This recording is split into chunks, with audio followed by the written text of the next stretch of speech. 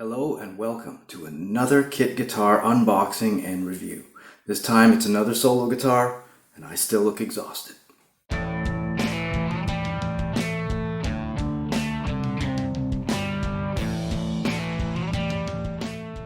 Today we're taking a look at the solo guitar's TCK-1SB. It's a Telecaster style guitar and it's got a pre-finished body because from the previous video I learned that I absolutely hate finishing guitars. I decided to take the lazy option this time around, and I'm glad I did, because the sunburst finish on this guitar is actually really well done. So let's take a look at the unboxing.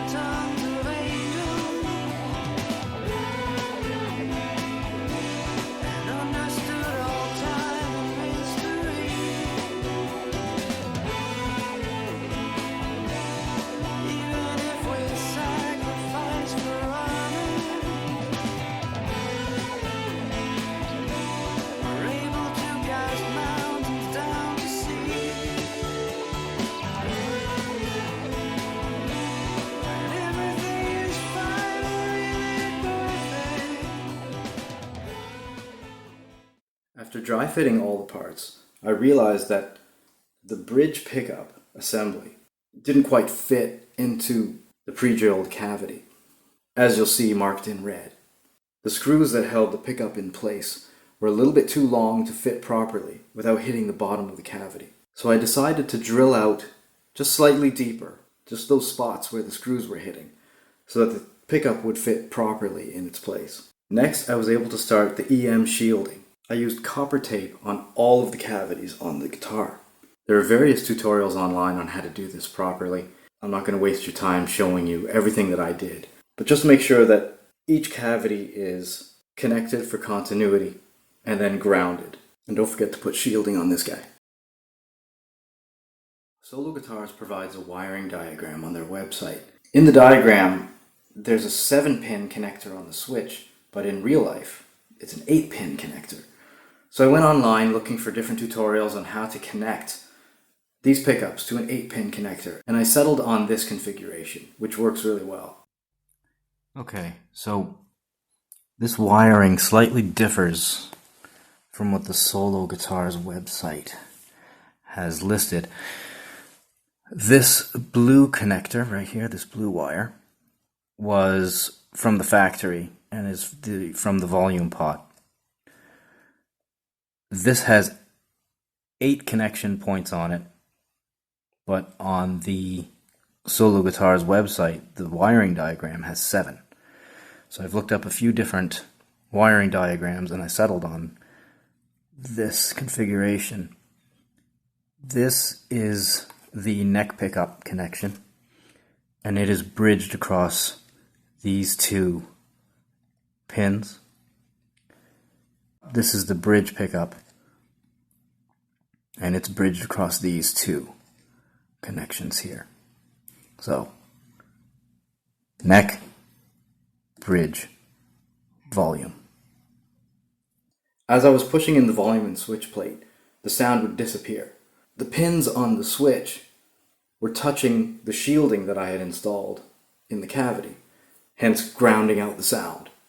So if that comes up for you, put down a piece of electrical tape along the bottom of the cavity so that any of the connections here don't touch and ground out.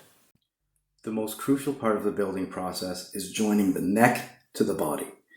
Even if there's a gap wide enough to fit a piece of paper inside, you're going to have issues with the action especially, and also the intonation on the instrument, and you'll be adjusting it forever. I would suggest possibly drilling out the pilot holes a little bit wider on the body of the guitar to make sure that the screw threads don't interfere with getting that flush connection between the body and the neck. Or finding a way to clamp the body to the neck without damaging the frets, and then screwing in the screws to hold in the neck. Even before ordering the guitar, I knew that the nut would have to be replaced. Just like the Strat kit from the previous video, the nut that they have on these necks here is just a soft piece of plastic. It's really not up to the task and could cause some issues with tuning stability. So I went ahead and replaced that. I'll show you a quick example of how that's done. Alright, if you've never done anything like this before, and especially if you're working on a much more expensive guitar, I think the appropriate response would be to crap yourself. But it's really not hard. With this guitar, the nut has a bit of a gap at the back here, so I have some room to play with. If it didn't have that gap, I would just put the screwdriver here and just start knocking on it gently until it started to move. But I can loosen the adhesive a little bit by hitting it at this angle and kind of rocking it back and forth. I've put a couple layers of tape here to protect the fingerboard, and I'm just gonna tap this a little. Oh. Looks like it's starting to come free.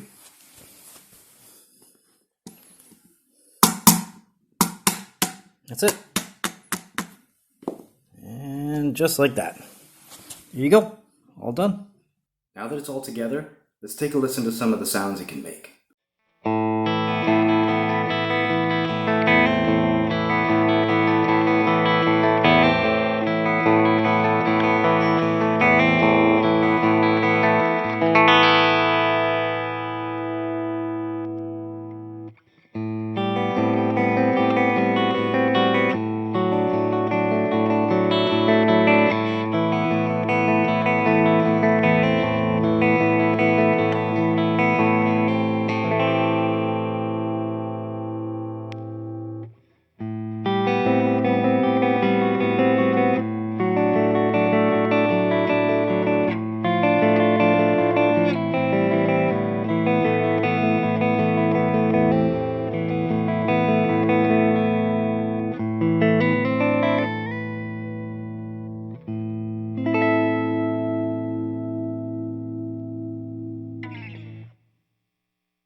So there you have it, the Solo Guitar's TCK-1SB. I was really impressed with the quality of this instrument. The playability is fantastic after it's all set up properly. The tone and volume knobs they feel like quality knobs. They don't bounce around, they're very smooth. The switch feels very good. And I was surprised that the pickups didn't need replacement at all. Compared to the Strat kit from the previous video, these pickups just seem to work inside of this instrument. I don't know if they're any better or if they're the same as the ones supplied with the Strat kit, but I was really happy with the sounds that these made. The neck pickup is a little bit muddier sounding than I would have expected it, but it's still pretty good. I really enjoy it. I would be tempted to keep this guitar because it plays so well, but I'm currently happily married and I want to stay that way. So this one, unfortunately, will be going up for sale. But it was fun to build and put together. Thanks again for tuning in. I'll let the guitar play you out with a track that I'll have available in the description below. Bye.